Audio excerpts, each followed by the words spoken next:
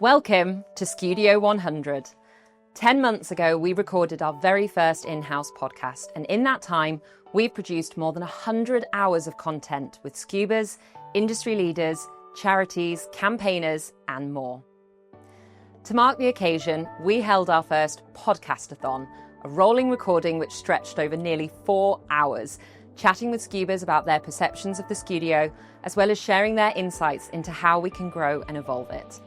First, we spoke to board members Ronnie McComb, Nick Holder and Kyle Long, as well as OPCO members Nick Evans, Andy Morris, Govinda Badesha, Steve Douglas and strategic advisor Bob Collington.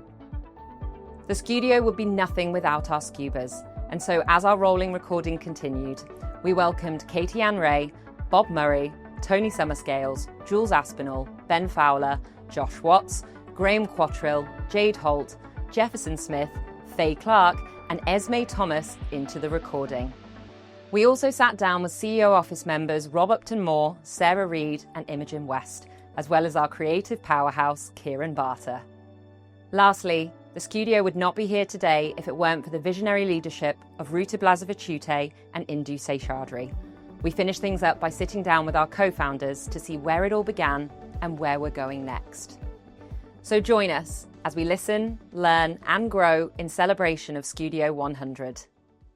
It would be great if we could start off with your first impressions of the Skewdio. Obviously, the second you physically walk in the building, it's the first thing you see. So Ronnie, can you take us back to the first time you saw the Skewdio and your initial impressions of it? I can indeed. It was 12 months ago and Shashi was taking me for a walk round and I saw this Skewdio. I said, what is that? Mm-hmm. And he said, we do podcasts there. And I immediately thought, very novel. I've been round lots of FTSE 100 private equity businesses and this was a first. So it got my attention. So excitement, a real differentiator to the business. Amazing. Kyle, can you remember? So it was around the same time and it's definitely got the wow factor to it. And I think it's interesting. We spend a lot of time sitting in the boardroom over there and you see people coming in and everyone has the same reaction. It's a sort of, wow, look at this. What's going on in here? It just kind of instills that sort of curiosity in everybody that comes in, I think. Obviously, podcasting's very popular as a medium. A lot of people go to podcasts as much as they do their Netflix binge sessions. Are any of you podcast fans? Do you have any favourite podcasts that you listen to? Yes, I am quite evangelical with podcasts. Every Saturday morning, first thing I do is go on to, dare I say it, Spotify, and I download my 5 or 10 podcasts that I listen to over the weekend. Everything from politics to sports to business, whatever, and I listen to them in the gym, if I'm in the car on my own, etc. So total evangelical. Yeah, same. Yeah, definitely very good for car journeys. And I spend a lot of time actually rocking a young baby to sleep listening to podcasts at the moment. So they're very helpful to keep me sane in that scenario. Because you got headphones on. Yeah, definitely. Yeah. So you can hear the baby. Yeah. So yeah, anything, podcasts, sports, history. Yeah, I think they're a very sort of low friction way of consuming knowledge and perspective quickly, succinctly. Very much enjoy podcasts. Yeah, we're definitely in chapter 1. This is our first 100 episodes, but there will come a day where we're on episode 500, and whenever we do anything, it's always a starting point and we're constantly growing. We're constantly looking for new ways to take the Skewdio on tour, as we did at the summer event, or take it to events where we can do mobile podcasts. When you look at the Skewdio in the capacity that it is today, do you see any potential for growth? Do you have any ideas around how we could expand the scope and instill the Skewdio in people's minds a bit more? Somewhere I would be looking is to partner with our clients. Because in one sense, I don't know, but I suspect we're a number of years ahead of what they're doing. And that's in terms of podcasts, structure, the format. So I think partnering with them would be really interesting, because it's another way to market. And just thinking through, as we are Is it internal? Is it external? How it fits with a brand, LinkedIn, social media. Our good is all pervasive. I guess where you want to get to ultimately is people look forward to the next Skewb podcast. So there's excitement you've got to build, which means it's got to be different. Yeah. I think there's something around the data, Jess, that we hold from the 99 and the 100th podcast now. Is there a way that data can be assimilated in almost an AI type format where actually, just building on, what Ronnie said, the moment you start to get clients to come together to solve problems, hackathons, etc., how easily can you look back? I mean, you should not require going through 99 podcasts to look at a point of view on something that someone would have spoken about without without having to look through everything. So is there a way you can harness that data?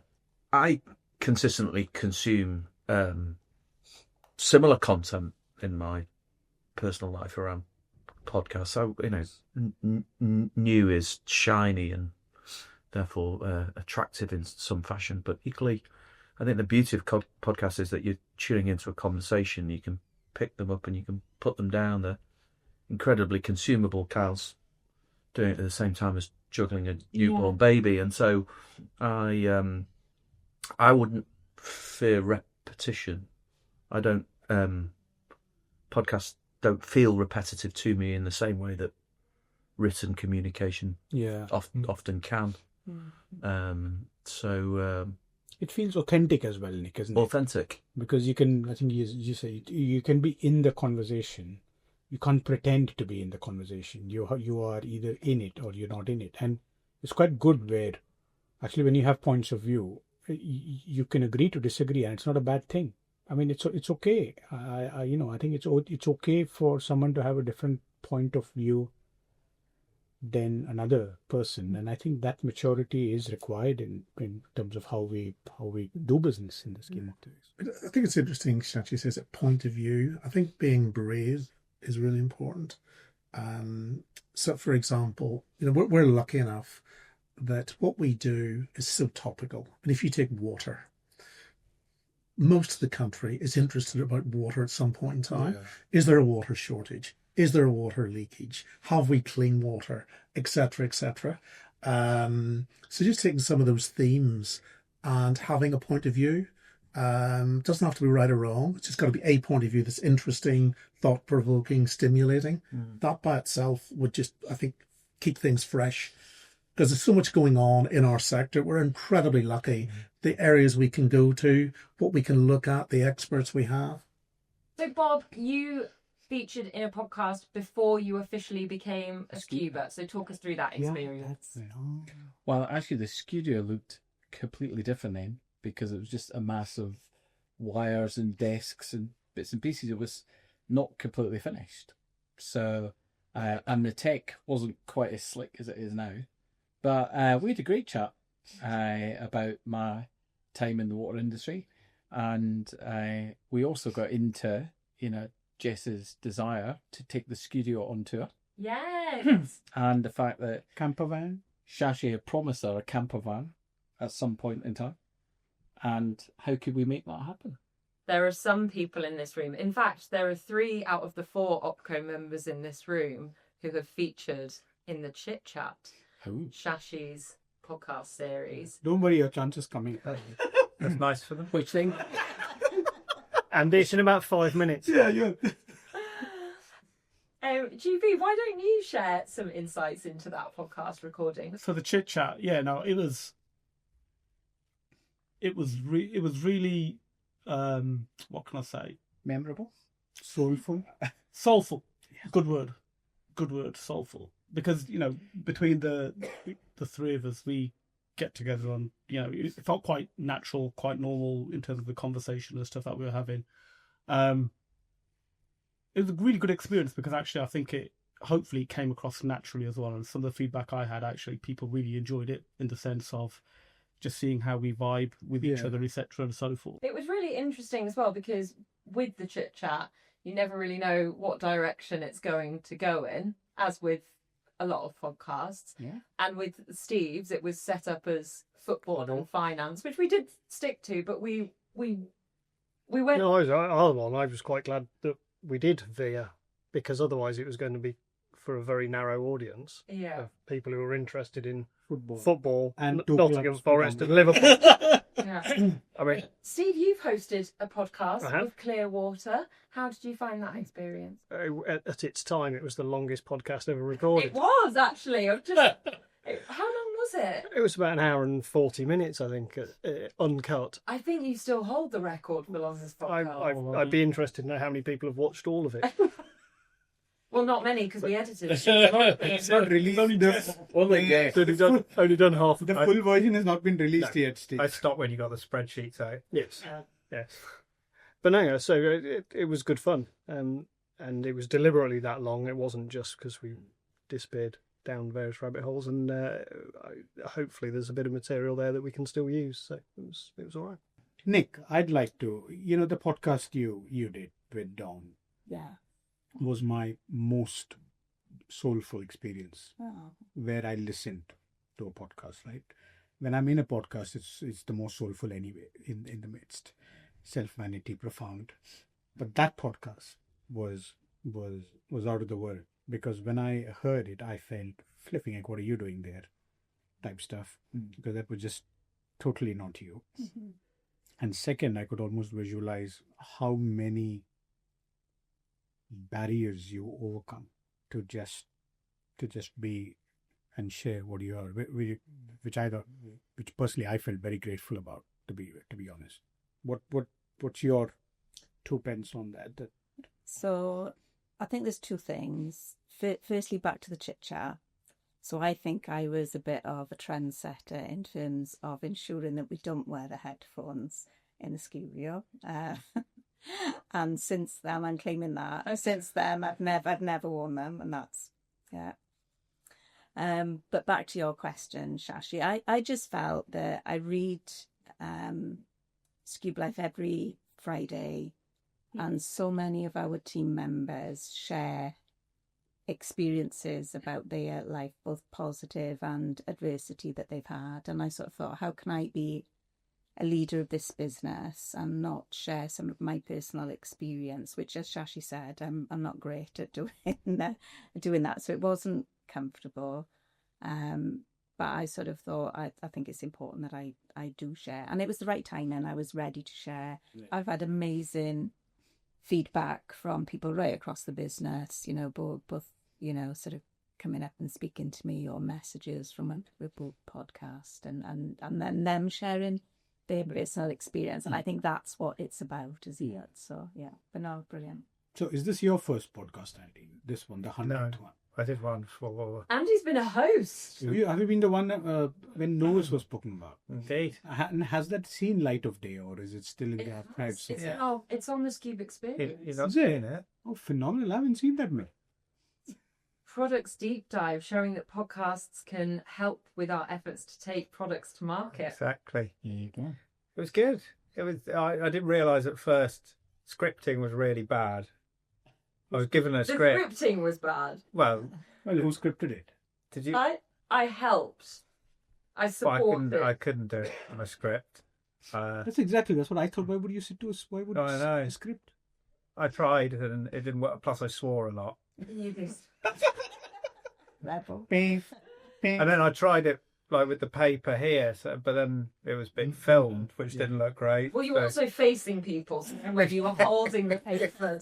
So we gave up on the script, and then it was really good after that, because you just get into natural discussion. Makes it much easier. Would you like to come on a chit chat with me? Of course. I will put a date in 2026. Obviously, this is just the beginning for us at Skewb, and one of the conversations we're having is how can we expand the scope of the Skewdio? How can we take it to the next level? How can we keep pushing? Do any of you have any insights, thoughts as we look to the future of the Skewdio and the potential it has for growth? Could you merge holograms with the podcast? Holograms. Potentially. You see what you're doing. Every session you're asking this question. Okay. I'm coming up with a new list of things. I'll write it down. Yeah. So the last one was a different. AI generated holograms. Yeah. Love it. I'd like to see a couple of more like TED Talk style. So I think it's on the mobile theme, but where we've got stuff embedded in organisations, it's a really good way to go and have, rather than like, where we try and get reference kind of videos from clients. It's a much better way if we could go on site and get multiple people in and talking and just about their experience, either with us, with that, and just in their day to day and the challenges they face. I think for me as well, there's so many Skewbers who still haven't experienced this. Yeah. And I think we shouldn't let up in just encouraging that, those different voices, because I think that's the magic of Skewb ultimately. And, I think we need to let those voices be heard. Wouldn't it be great to partner as well? Like I love and it's completely for entertainment, the Abby Clancy and Peter Crouch podcast. They're a married couple and they inevitably end up having a good old spat. Wouldn't it be brilliant if you could hologram in your favourite one or actually get them in reality? So no pressure, Jess. Okay, yeah. Yeah. Could I have a podcast with Steffi Graf? Okay, sure. Well, mate, I'll just write that down. I don't need you in the room. I've worked out the tech, it's all right. We've got this covered. Perfect. Any final questions? Or requests? No? Well, thank you. I've got one final one for you. Where would you want to take it? Yeah. So, I would love for this space in particular to become more than just a podcast facility, but a recording studio. So we've taken the first step in changing the setup slightly, having sofas. I would love to have some sort of recording space, slightly vain, but more play space, more creativity space, where we have a drop-down green screen. And then if we want to do videos and have more diversity in our videos, more interactivity, we could have that. We could have a section that's for podcasts that we could roll out and put the desk out. We could have a section for filming with the auto cue. So, and I would also like to get to a place where people in the utilities industry are coming to us because they want a video done, a podcast series done. They know that as well as the products and offerings that we serve, we are a leader in our sector for bringing that creativity to everything we do. Pull the budget together. That's exactly what I was thinking. That as far from the door as possible.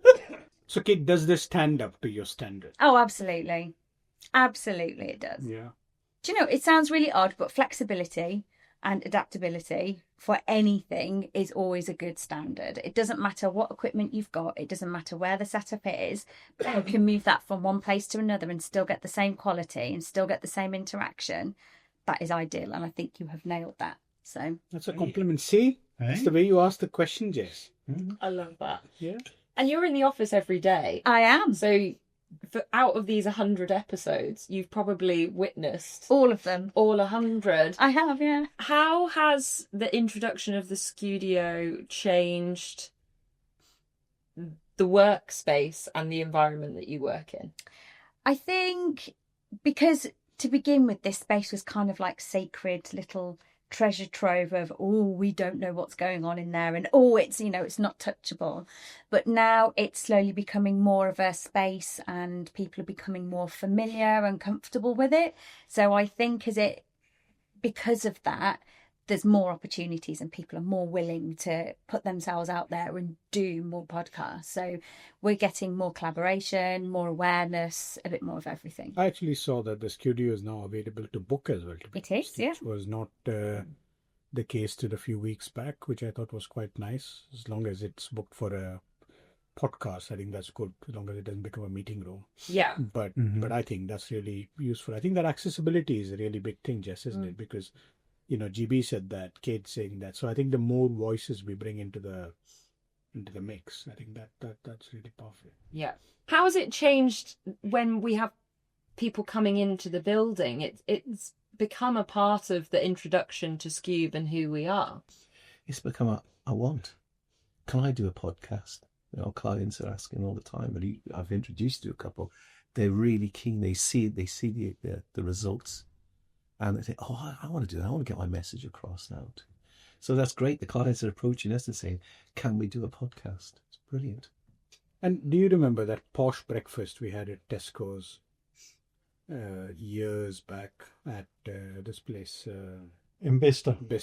A posh breakfast where I tempted you to join this thing called Skewb. Did you feel you'd be a rock star in a podcast and this and that at that point in time? I think that's interesting, isn't it? Yes, I remember the breakfast. I believe I was allowed up to 7 items, and a tea or a coffee. But, no expense spent when it came to Tesco's finest.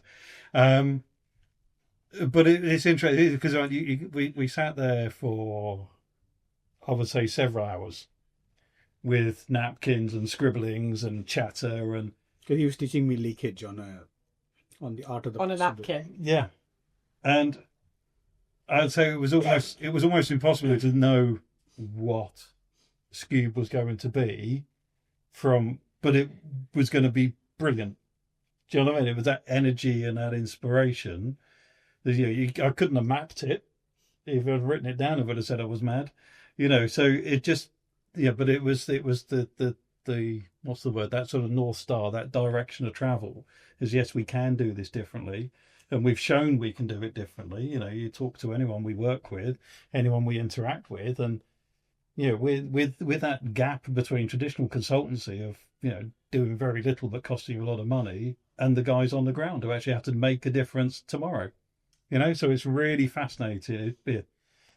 Heck of a journey so far. And so that Tesco's breakfast was definitely worthwhile.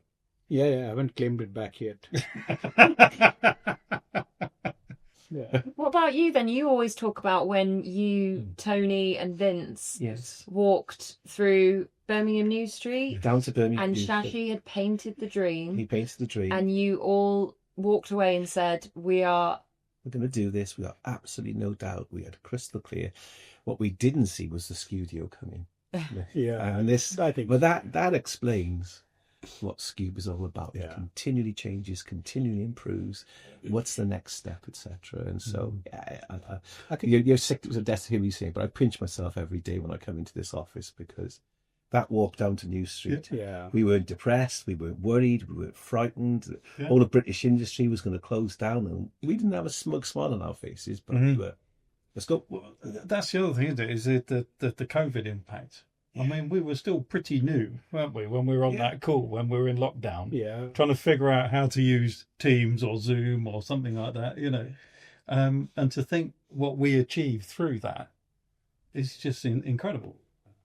But the one thing we missed, Jess, which we would have if Ruta was not on leave, but actually the one person who forced this in the design right from the start was Ruta.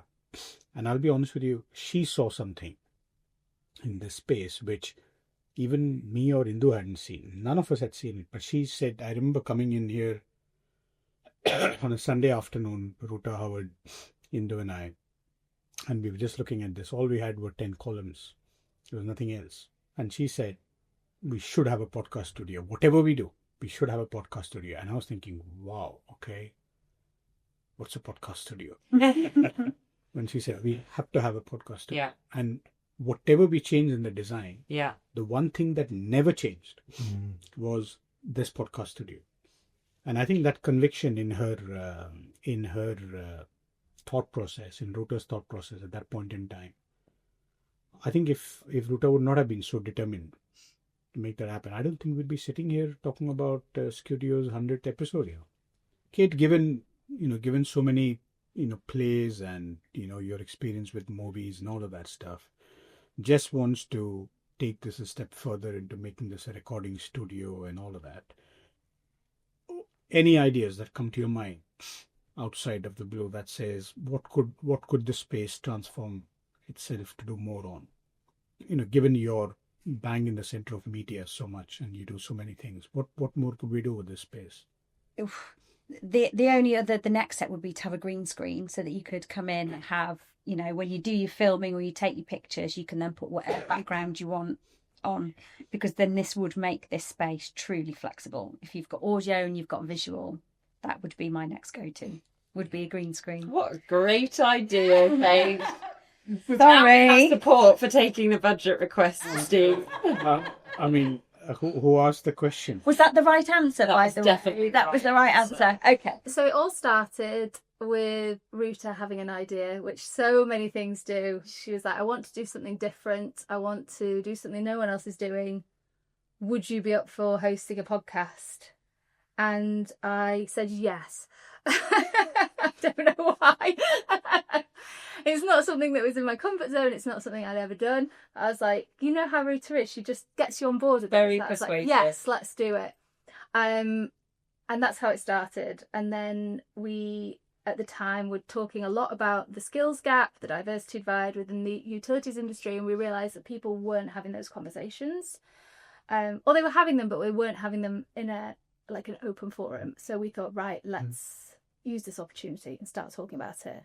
And we had some great connections, so we took advantage of them and got them in to do the podcast. And now you're on your second season. We are. Talk me through some of the learnings from season 1 that you've taken into season 2. Ooh, good one. This is when a host interviews a host. Yeah, this is like, Can I yeah, I wasn't prepared. just remember that Ben and I are sitting here? Just in case, I mean, if you want me and Ben to start our own conversation, we can, you know, Ben. You know about the cooking thing that we were going to Yeah, talk. we need to do that. Yeah, we need to do that. We'll get No, to but that. yeah, okay. Some of the learnings. So, from like just a personal point of view for me, it's to not worry too much and just let things flow how they're going to flow. Like, I initially started this with a piece of paper in front of me, very scripted, very worried I'd miss a question. But with time, you kind of realise that people are just going to go a bit like this. We're just going to go anywhere, and you've got to go with it. I think we've learned just so much from like the actual studio perspective. Obviously, we started out in a studio that was external, and now we're in-house editing. So yeah, I think just across the board, we've learned a lot. We're now, It's a podcast journey, producers. isn't it? Yeah. It's an ongoing journey that will continue into the future. But Skewb Climate, you guys are absolute trailblazers on this, because if you all, Ruta, yourself, Jules, I know Ben, you've sort of come into the team, sort of recently as in few months back. But, I still remember the Mill Street, sort of podcast and the gaming thing that you guys did. I was saying to Jess, when we saw the 10 pillars in his office, the first thing Ruta put her foot down on, in a very nice way, as she always would, right? I mean, but when Ruta said, I need that, you need it, was a podcast studio. And we picked the spot, we picked exactly where we wanted it to be and all of that. And many things in the office design changed, but this never changed. But I think that determination and grit, that's what Skewb Climate, sort of comes to be known for. So what are the next wave of ideas that are buzzing in conversations within the team where you're going to take it? Because that'll give me some lens of where we all are taking off, because you guys set the trend on many things. So what's the buzz in the corridors? Podcast related or non-podcast related? Oh well, both. So we've just been having an interesting chat about something that we're thinking of putting together. A networking event for developers in this area. Yep. We've just been talking about it literally while we were waiting outside. Again, an idea Ruta had. She signed up for the Women in Games to be a Women in Games ambassador, and as part of that, some of the pledges are around hosting events, and then we've had chats around hosting a networking event for developers where we can get speakers in. And this is something that we're just still... Geographically, we're in quite a gaming... It is, yeah. Silicon Spa is just down the road, so... Silicon Spa? They call it that, yeah. Because this, you got sort of... Is this place, is Leamington called Silicon Spa? It is, because that's where all the games... So that's where I live. I didn't know. You didn't really explore that? Silicon Spa. You do, yeah. All right. Like the one in California, but small.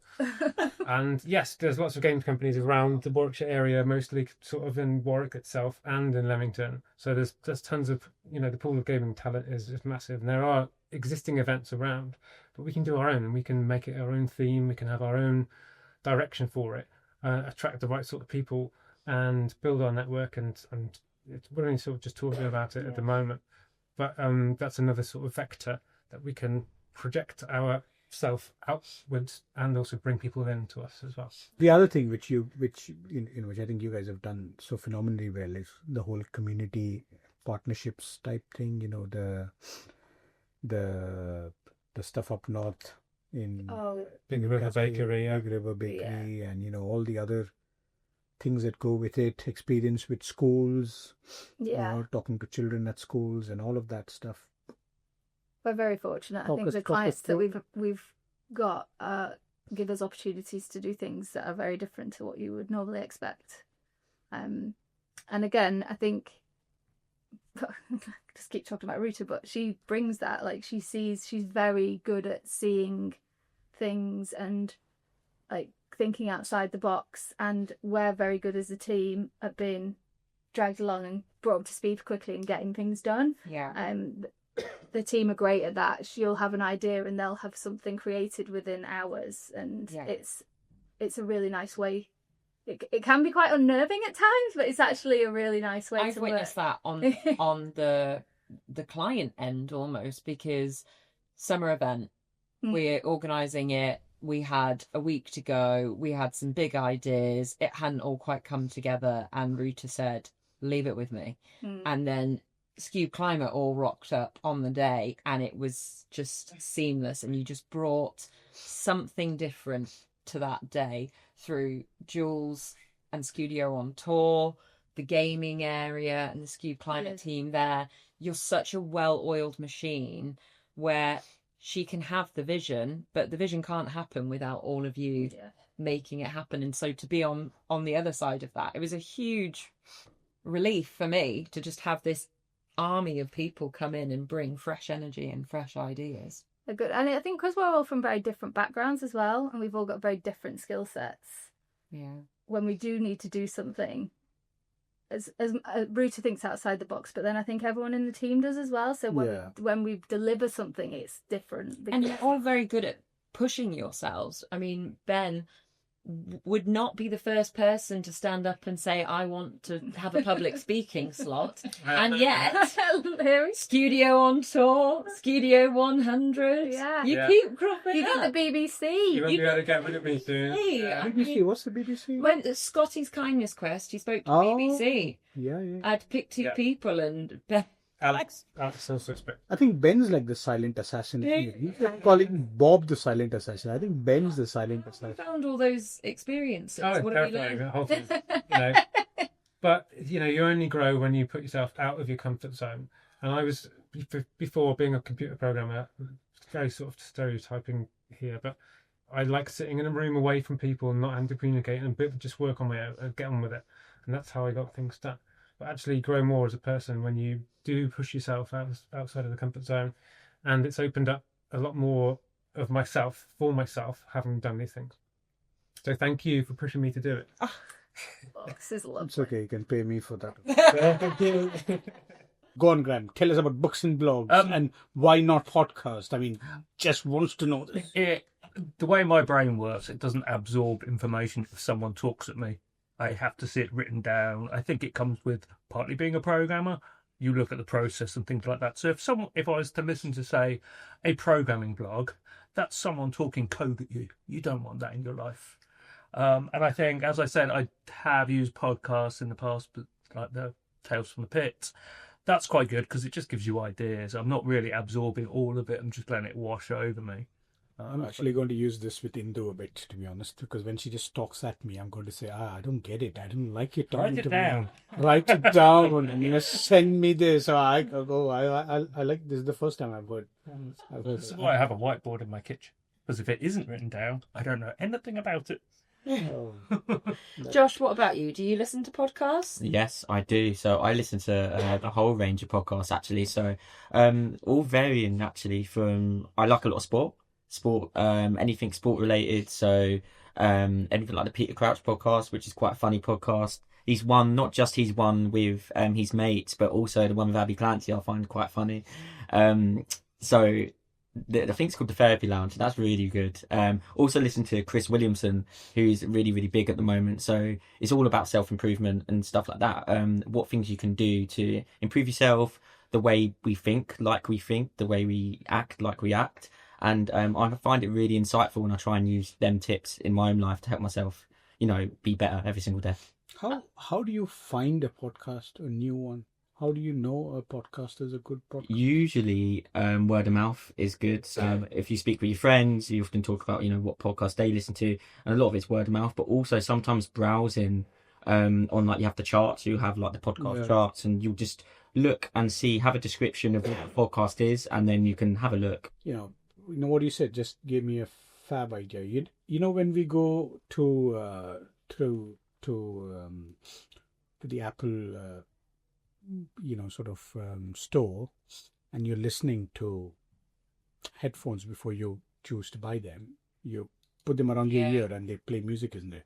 Why don't we have a stand with a pair of headphones around them and maybe 2-3 of them in the office? Actually, you just go, you select which podcast you want to hear, sort of a small chair by the side, and actually the Skewb podcasts are playing there. I love that. So perceptions of the Skewdio and the podcasts that we've done, then I'd be interested to know. I mean, Graham, you've probably not listened to any of them, and that's okay. Hold my hands up, I haven't, but I am impressed with the actual studio itself.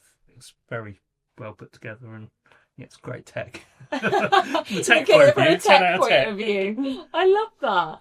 Josh, what about you? It was the first thing I saw when I walked into the office for my interview, and I must say it has a uniqueness about it. It actually made a big impression on me, because when I walked in, you see a podcast on the side of the office, you think, this is a different company, this is a different place. And it really, it wanted me to find out more about the business and stuff like that. And I really, really like that element of it. It hits you. I've listened to a couple of podcasts, actually. One with, I think it was Tracy and Kate, and they were both my 2 ex-managers. So it was my old line manager interviewing my other old line manager. And I find it very, really, really good to hear them both having a discussion, stuff like that.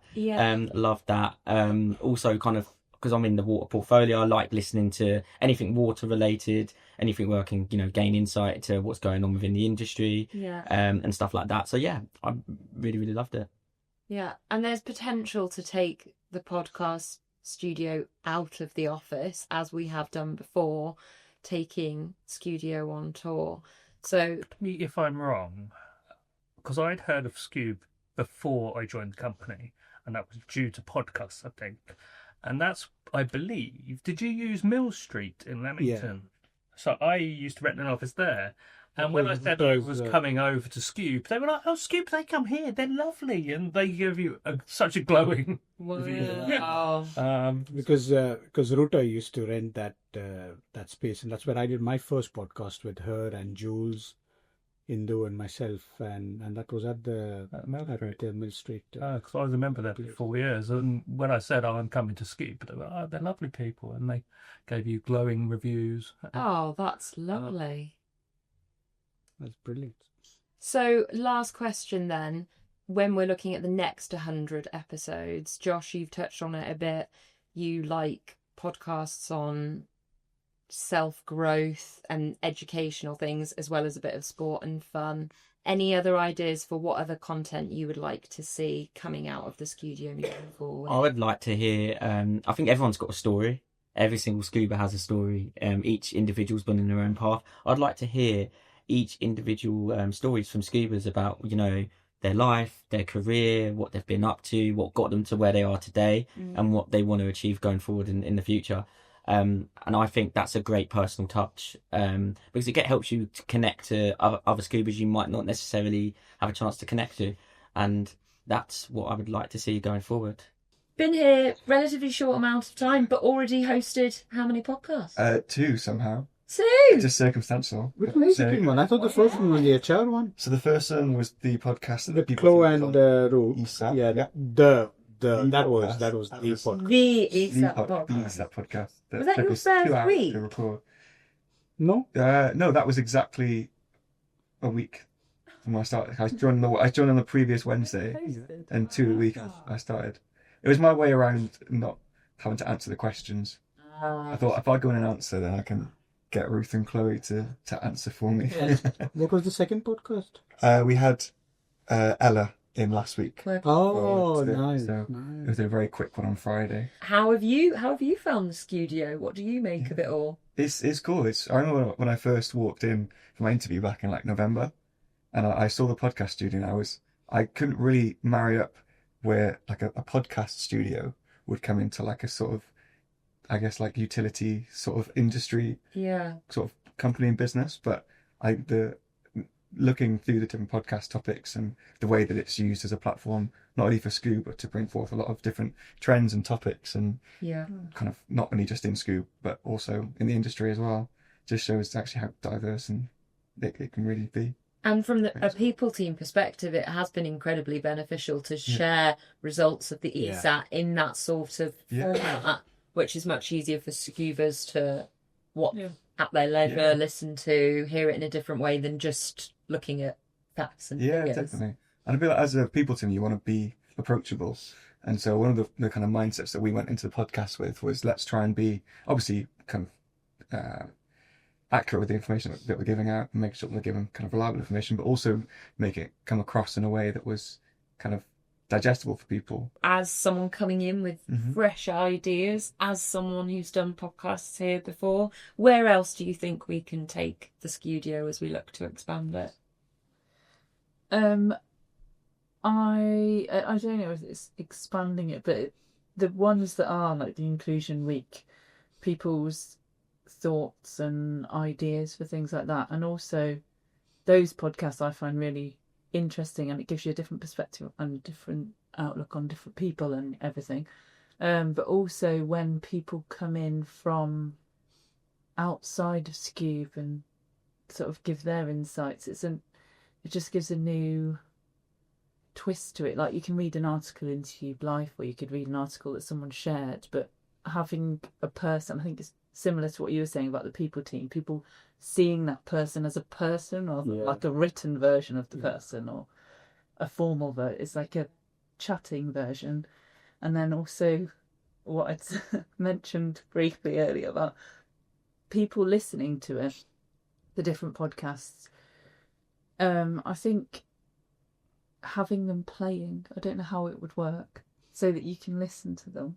Yeah, I know when I first started as well, kind of my first Friday, I kind of got through most of the tasks I'd been given, so I kind of just sat down kind of over lunch for like 2 hours or something on a Friday and just listened to podcasts. I think Matthew did one on Gen Z's idea of utilities, and I listened to that one. I listened to Nev and to Vincent do another one, and that kind of thing. And so just kind of, it was quite nice to know that there was historical podcasts there. Going into the Chip Chat series as well. I've already listened to all of those, of course, every single one. It's on repeat. How do you feel about the Skewdio? No, it's great. I think I've never worked for a company that's got their own studio, and I think it's a really, really cool thing to have in an office. And like I say, I've never been somewhere that's got one, so it's brilliant. It's very unique. And you've done a podcast as well. You did Inclusion Week. I did indeed. How did you feel about it? No, it's good. One thing since working here is I've definitely been taken out of my comfort zone. I would never normally sit in a studio and speak about certain things. So it's good. It's good to be taken out of your comfort zone and be uncomfortable. So it's good. I enjoyed it. It is good. What's your view, Faye? How have you seen your journey in Skewb? I know you've done the mobile Skewb experience bit, which was nice. I was initially with that, I was very scared, very nervous, but just as a way of making you feel like you're just having a chat in the kitchen. How much did that cost you? I bribed her with cupcakes. The cupcakes are all down to Faye. Shout out to Faye, ringing round bakeries for our Skewdio 100 cupcakes. And you two have front row seats to all podcast recordings. Yeah. Because every time that on-air button goes on, yeah, we're like, oh, what's going on in there then? The meerkats are up. Yeah. So what's your most memorable outside-in experience where you saw something intriguing happening? Go on, give us some gossip. Outside-in, intrigued experience. Go on. I'd probably say the men's mental health, what James did. I thought that was amazing, that he got so many different men in here and they were all vulnerable and speaking about all different experiences that they've been through. And I just thought that was amazing that he did that. So that was definitely my most memorable one. Yeah. What do you say? I think mine was the laughter when you had the ladies from Young People First. We could hear you like giggling outside. Really? That shouldn't come as a shock. Well, you can hear. Well, the fact that you can hear me, yeah, 100% more them.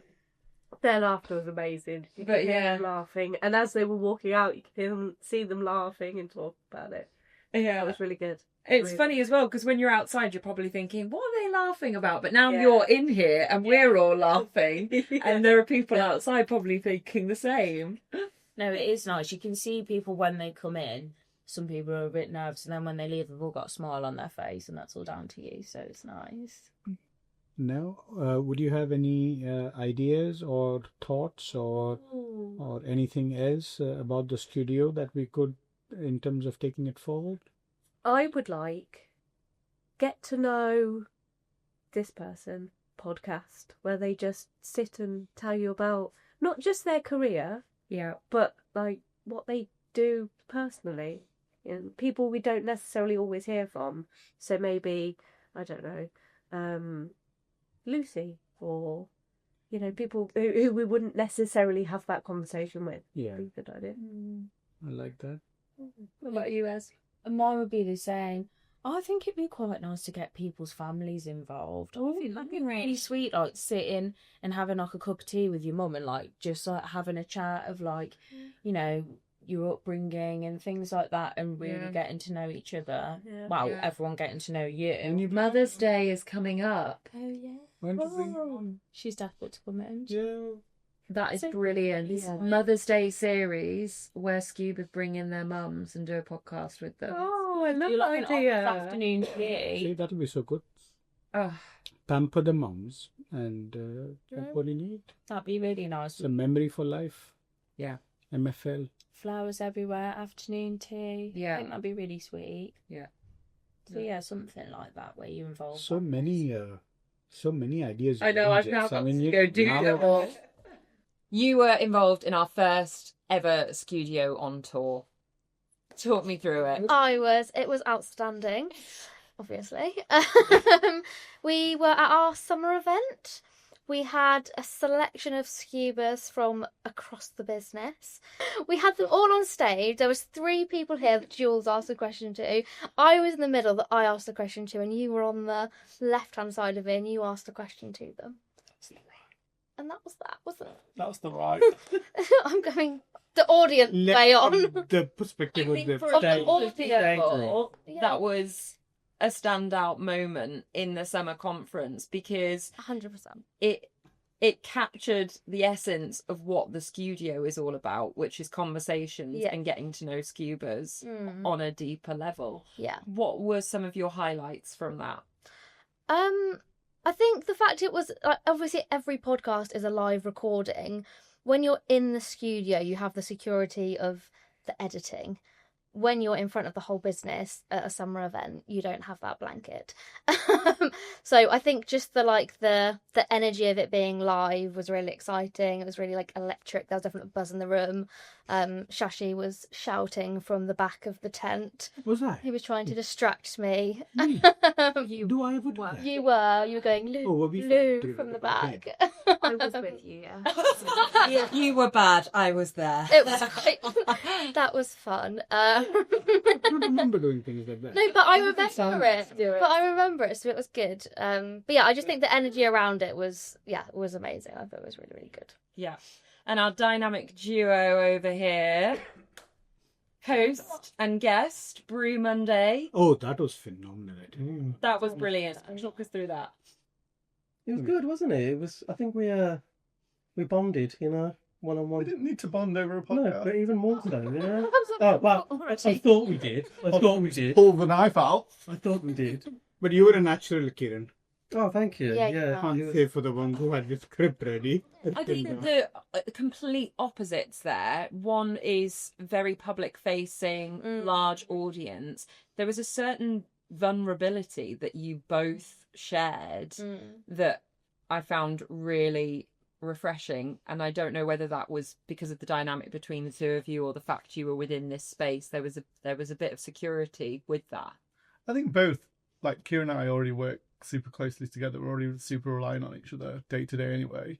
So I think it opens that relationship to have that sort of conversation. But then you do also feel like you're in a very safe space. You can't really hear what's going on outside the office. You can see things moving, but no one can hear what you're saying. You can't hear what they're saying. So actually that reaction for the first time is when people are listening to the podcast. So it does make you become more vulnerable. And although we had a script, we deviated quite quickly from that script and had a bit more of a conversation. But all these things you didn't say when you did the partridge on the pear tree with images.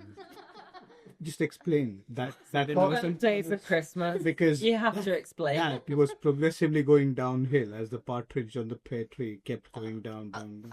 So this was an ambush. Explained. This was an ambush. No, Be nice. A willing Be nice. Similar dear Lou and Imogen. I was ambushed by the dear Lou and the dear Imogen because they needed some lovely baritone. Yeah, we needed a lower octave to balance out with the partridge, and it never ended. It just kept going. Imogen, you're a good representation of a lot of the time we see the Skewdio and we talk about come do a podcast, come host a podcast, but you can get involved in a podcast without being in a podcast. Yes. As you have. Please elaborate. Come on, how did that happen?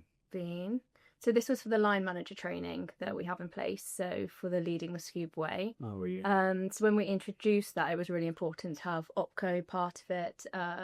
We're also partnered with People Business, so Daniel was involved in that. So it was a fairly large group. There's some differing opinions on whether I should have been in it or whether you should have been.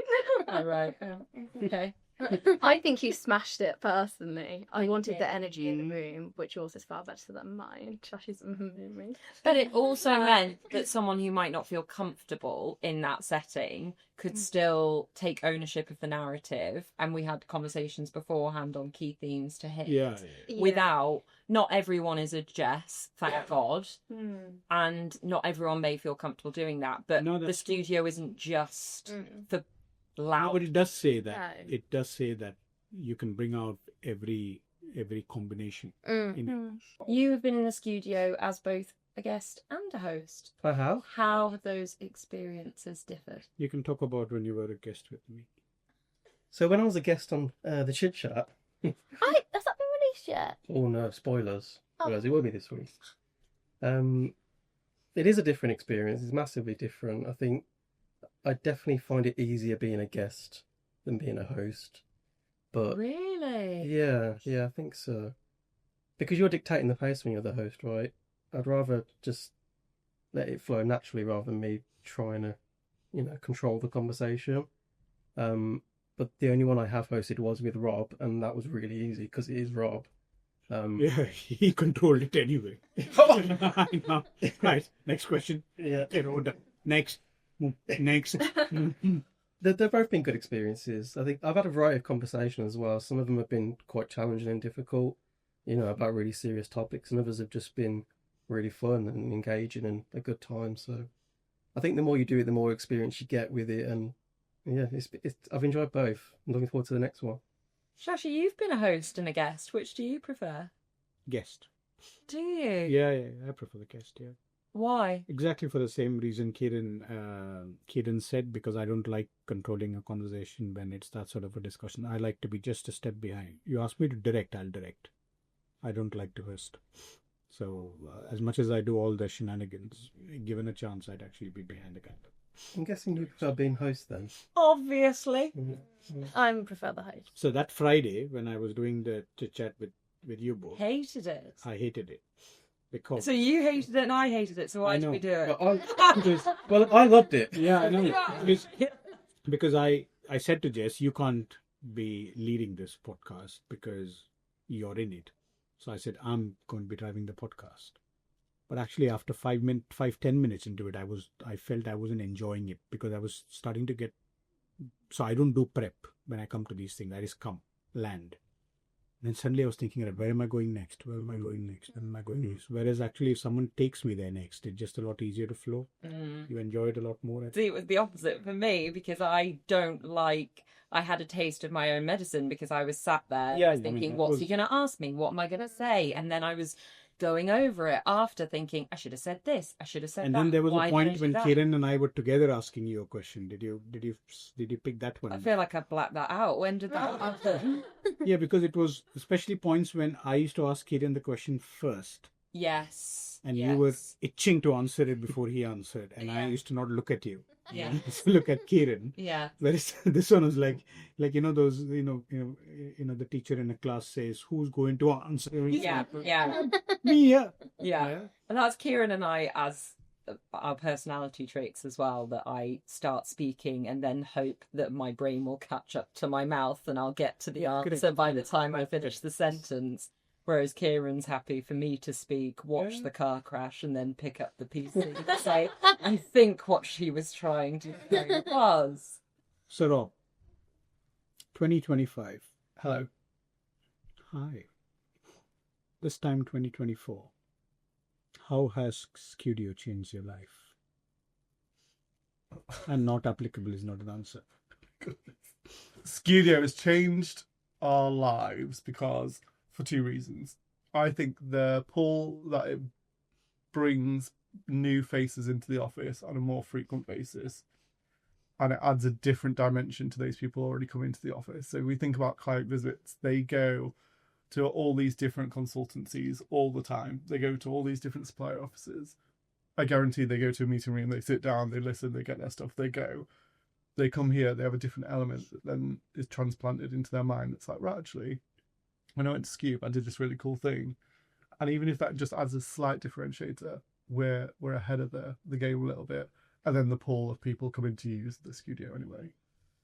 And then the second half is how we push out. So think of all the things that have been created in here, whether it's some of those difficult conversations that you've talked about, whether that's some of the industry stuff that we've done and we've had an industry voice, whether that's some of the internal stuff.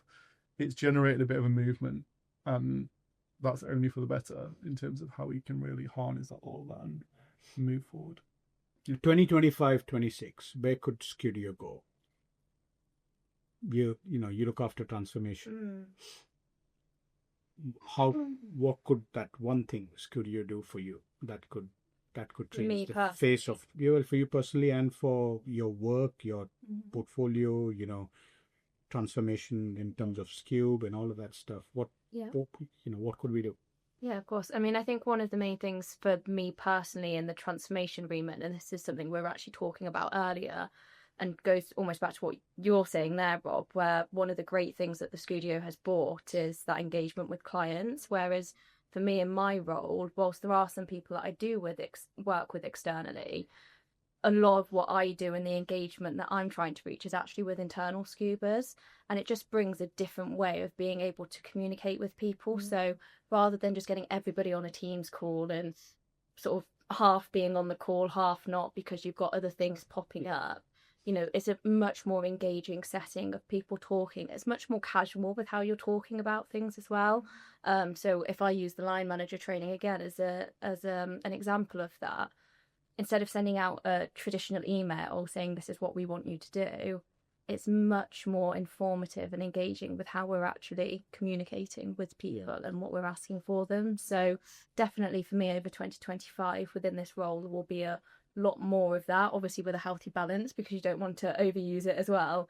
But there will be much more things like that to be able to communicate with wider Skewbers. Nice. So Lou, Smashed it.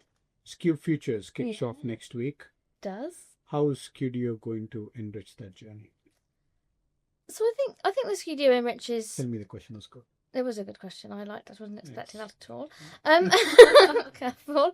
I think I will come back to Skewb Futures, but I think not just for Skewb Futures. I think for the wider population of Skewbers, the fact that we have this as a hub to be able to use is absolutely incredible. I think from a relationship perspective, a getting to know each other perspective. I know a lot of the stuff we talk about here is about, work things, but I think on a personal level, I always really enjoy listening to those podcasts, like the Brew Monday podcast, the podcast Nick did on sort of grief awareness. Like, they're the ones for me that actually really resonate with me, and I love listening to them. Coming back to Skewb Futures, I think the fact that, that's obviously a different generation that we're kind of welcoming into Skewb. This is part of the future, and having this as a tool to be able to use, whether it's for them sharing their experiences, whether it's them releasing something internally that they've done within the program, whatever that may look like. I think having this as a tool to be able to embed in that journey is amazing. And just one other thing I'll add to it is that I think from a talent perspective, when I do an office tour with someone coming for an interview or someone on their first day, this is always the exciting part of it. I think whenever you come to this and they're like, what is that? When you come in here and you're like, oh, this is our studio, this is our communication hub, and you go through what it is for people. It's so exciting, and people get a feeling when they're in here. So yeah, love it. Very good. So Kieran, one new innovation to Skewdio in 2025 that will, that'll be so special that you'll feel that it's your whole print altogether. Mm-hmm. I think we could go with the cameras themselves, whether they're roaming cameras, whether they're moving cameras, highlighting each individual Skewber as they're talking, for example. Love that. I think we could do more with the space itself. So, revitalise the table, the chairs, have different layouts for different series. Maybe the chit chat could be a different layout. I'd love that, to be honest. It starts to get a little monotonous again. The table again. Keep it fresh, keep it exciting. I think we could have more audience participation in the conversation. I like Got that. too much about it. That is like Skewb Talks, what Kieran's saying, because that theme has come up to whether that is CEO updates or live event or whatever it may be, let's, rather than just somebody standing there presenting something, let's make it into a conversation, where people are part of that. And let's put some holograms in here or something, So we've listened to a lot of Skewbers today about their personal journeys with the Skewdio, the fact that some of them couldn't even imagine this being a reality. Take us back to when it was initial dream and concept. No, I think I remember when we came to this office for the first time, when it was 10 columns. Indu, myself, Ruta and Howard came here on that Sunday afternoon, you remember? Yeah. And then if there was one thing Ruta was very clear about, it was the podcast studio. Yeah. And I didn't know what it would look like. No. But she said to us, trust me, just keep that space for the podcast studio. And it'll be something. Right? I mean, she had the conviction in it, right? Both of us didn't know it. She's the one who started off the podcast idea. Who gave us the push and the backing, and then she used to do she used to look at the various podcast studios and then show us pictures and the like. And I think, to be fair, that was the start of how we're sitting here talking about Skewdio at 100. That was the start of the whole place. Just to go back a bit before we moved into Woods, we used to record podcasts, but not obviously in this beautiful space, but we used to hire out places in Mill Street in Leamington and London. Skewdios, now it's become Skewdio, has become part of the norm. So it's like podcast rooms. But Ruta used to say she struggled to find a good setter. And so we started recording before, but we realized we probably need to have one. So she had the conviction of very strong conviction that this new space should begin with a podcast studio. We had a lot of debate around location. So this particular room that we are sitting in was supposed to be originally, we thought of having the kitchen here.